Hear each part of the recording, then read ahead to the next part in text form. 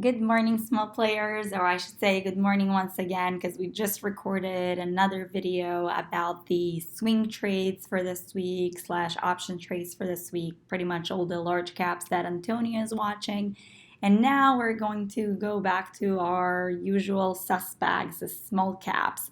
Let's see what our morning gapper scanner has for us this morning. As you guys know, if you watch these streams on a regular basis, on the left hand side here, this is our customized scanner, which looks for stocks that are gapping up, which means they're set out to open higher than the closing price of the previous trading day. And then also they have above average relative volume. If you watch the other video that I just put out for the watch list for this week in the large cap world, I explain relative volume in greater detail. It's a good video to watch. It's also another practice for the Fibonacci retracements and Fibonacci trend extensions if you guys are trying to learn those. And it's not very long, so be sure to check it out. It's the latest video on this channel. I think the title is "This is Detonating Soon," or whatever else is trending on YouTube, really. But the content is absolutely great and a lot to learn from. So basically, above average relative volume means that more shares are being traded today than the average number of shares being traded any other day. That's really what it comes down to. And the reason why that's important is because it tells us that a lot of traders are watching the stock today. So we know that it has attention, because as much as you can learn technical analysis, if you're performing it on stocks that no one is watching, then it's not going to work. We talk about this frequently. So technical analysis is really a self-fulfilling prophecy. It only works because people think it works. So if traders think that if this stock drops to this level, it's going to go up, traders are going to buy. And then what's going to happen? It's going to go up because everyone's buying. But there's 7,000 stocks out there. If you want to make sure that you're looking at the ones that everyone else is looking at, so indeed when it drops here, someone actually sees it to buy and push it up, that's where relative volume comes into play. That tells us that it has attention today, so people are watching it. So these are the three key levels on this stock. I feel like we've traded it before. It moves a little bit like a larger float. I'm gonna check in the chat room real quick what the float is on this one, so that we know. I love our little chat room bot that just tells me the float right away.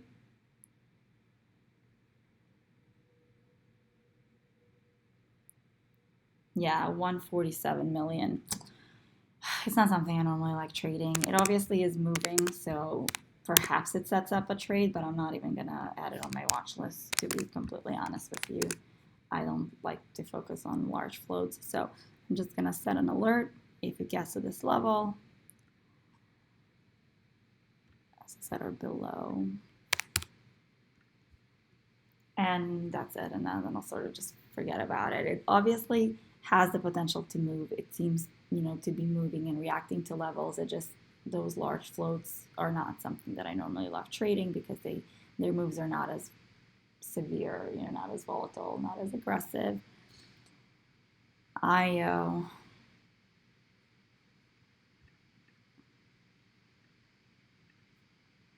This one also, I don't remember trading it.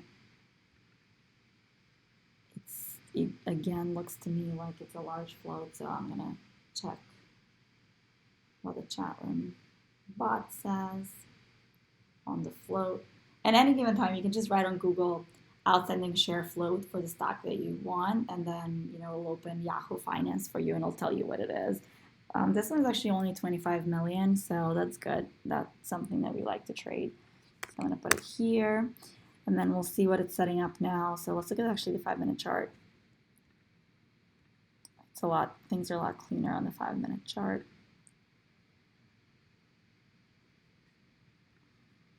Okay, so it's actually forming a 5-minute flag break. Well, a 5-minute flag, I should say. It has not broken it yet, but we like those. And we see nice resolution on the first one, nice resolution on the second one. Flag break here would be break above 190. So the entry on this trade would be 191, right? We need to break above the flag. And basically what ends up happening is this is right now it's 7:51.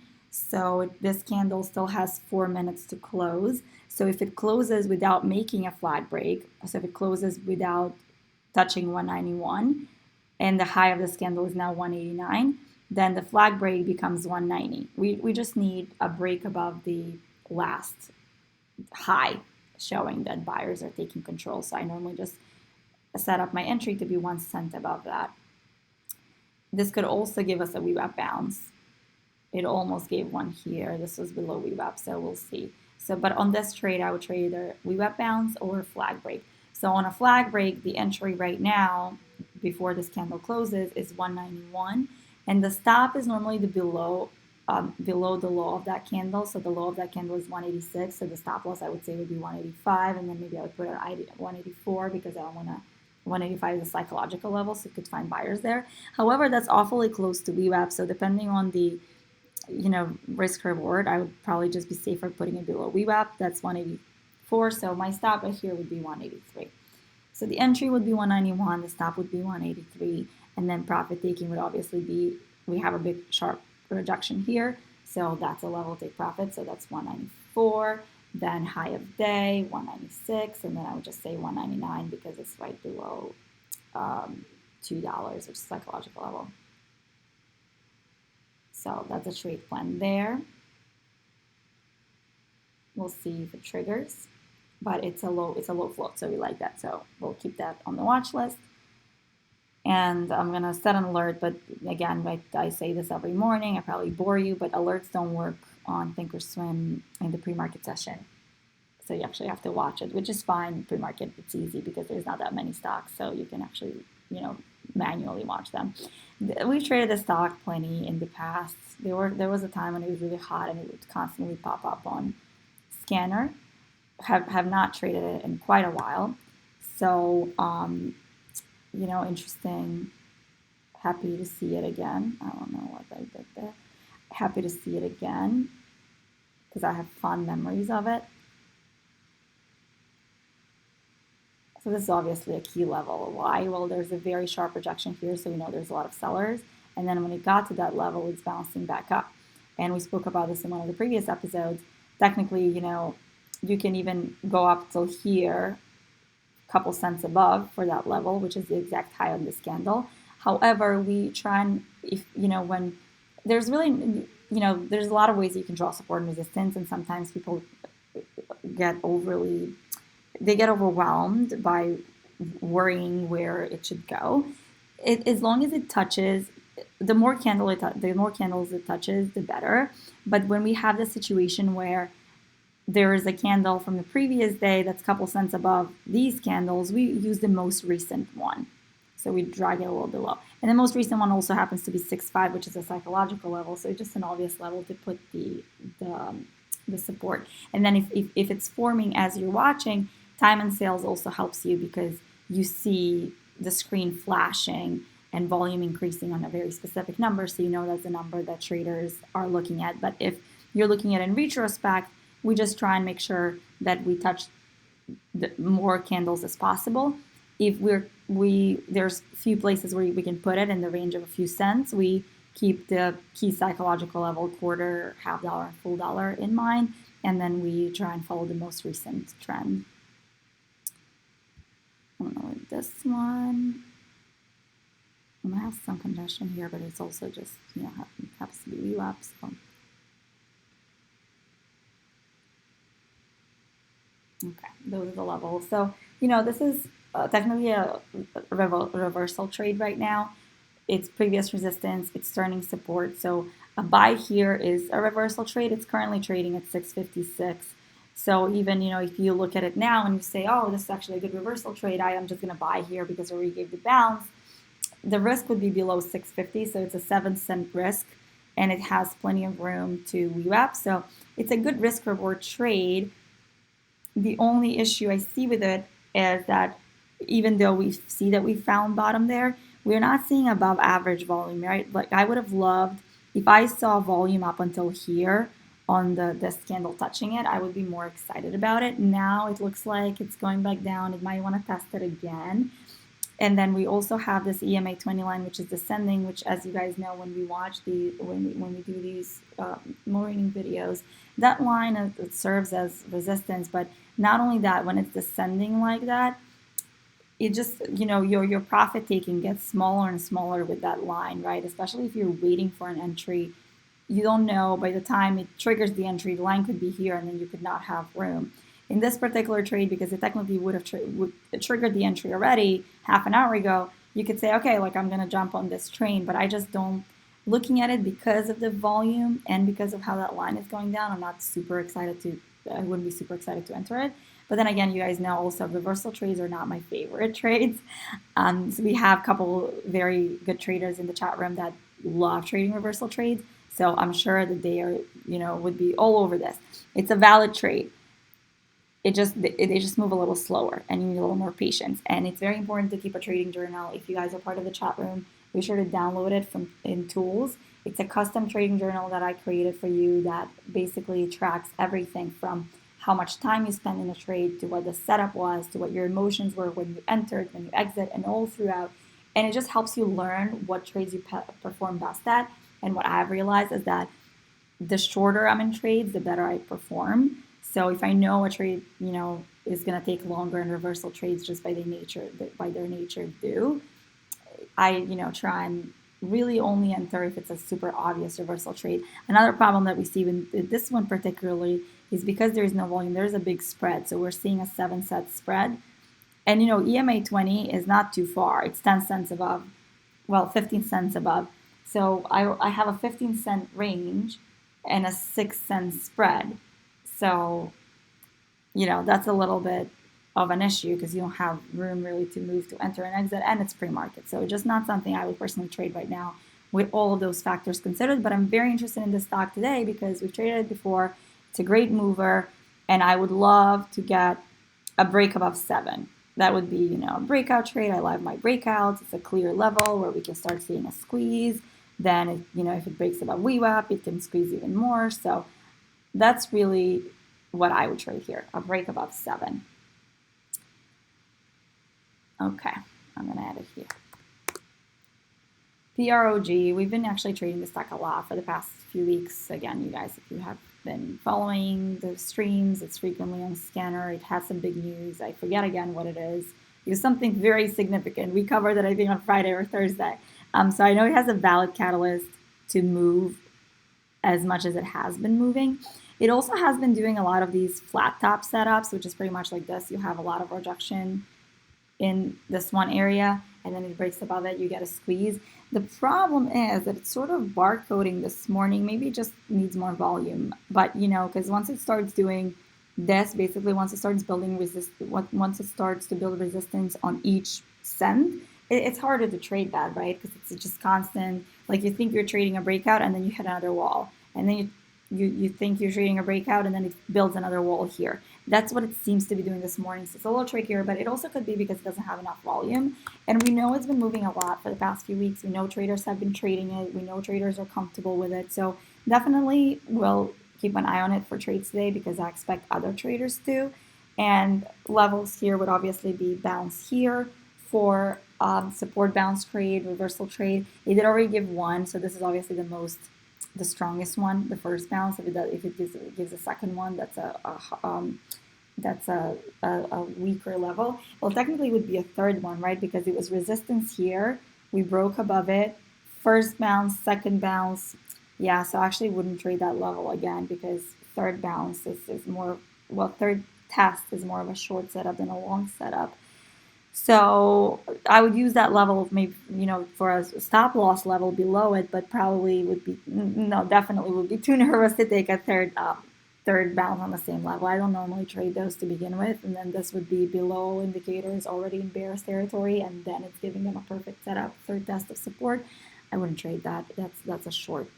If it drops below that, if it touches this level again, drops below it, that's a short. But for our longs, it's just a little tricky, right? Because we have a flat top here on 226. So obviously a break above that level, a flat top breakout is an entry. So I would say my entry would be 227. The problem is then I have another flat top here on 228. So then what do I do, right? So maybe I would just say I'll just wait for 229 to enter so that I don't have this like such quick wall so quickly. The problem with that is with this history, what if it builds another wall in 230? Like I don't know why it's doing this. It's barcoding this morning. So it's a little tricky. I would maybe just wait for it to pick up more volume and see how it reacts. But as of right now, I'm gonna mark an alert for breakup up to 29. And while we were talking, there were some other things that popped here on the scanner. I think this one just got populated.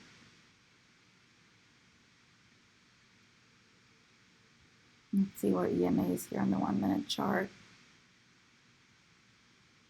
Yeah, this chart is could potentially get more interesting later in the day. Right now, it's sort of bouncing back and forth in no man's land.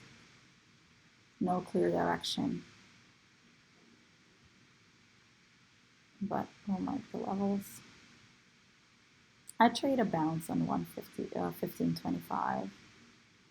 It gives it, or even this, because where this candle is, it's right on EMA 20, so a bounce on EMA 20 would also be a nice risk-reward reversal trade because there's so much room until VWAP. So yeah, it's, sometimes even though the chart's not very clean and it's sort of all over the place, if it has clear support and resistance levels, you don't need much more than that. I'm not super excited about anything on the scanner this morning. Well, actually this one only because I just remember the stock so well because we've had some great trades on it. So if it does break about 7, I'll be super excited about this one. I'll have so much room, to higher day also. And see what happened. Our analysis was correct, right? Even though it was consolidating there for a while, it found the bottom. There was just no volume. We didn't see traders jumping on it, so now it broke below it. It could find bottom here, for the reversal traders that want to trade. Like if it finds bottom, 6 is also a clear previous resistance. If it drops to 6, a trade on 6 is a good reversal trade. It has enough room to 650, which is the other level, and then 7, which is the other level. So if it drops there, I try to reversal. Otherwise, still waiting for a break above 7. Actually, I'm going to mark this also for an alert. Or below 6.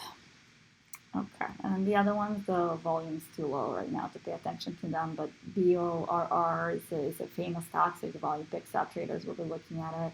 LPCN also something that shows up on scanner every now and then DVAX is also something that shows up on scanner every now and then. So if they pick up some volume, I'd definitely be interested in them. Right now, I don't even want to bother charting them. This is not enough volume. Okay, so let's see. This one triggered the breakout. Not only did it trigger the breakout, obviously squeeze there. It's just so nice when we figure out the squeeze levels, isn't it? Right? It's just like magic. This is why I like trading breakouts, right? You have that squeeze level, it's a 10% move in 1 minute. As opposed to reversals when you have to wait and wait and wait. Again, it's just that different traders like different things. Plenty of people in our room like the reversals. The breakouts come more naturally to me. But then what I wanted to say is not only did it give that breakout, if you had missed that move, then it gave a perfect bounce on that level too, right? Resistance, turn support. So you can see this, you can trade the same trade twice, right? Because it gives you 2 entries on that same level. That's why it's so important to learn these levels and find these levels, identify these levels in the morning, because truly, if you find the level, you can end up taking 4 trades on the same level, right? It's also forming another flag now.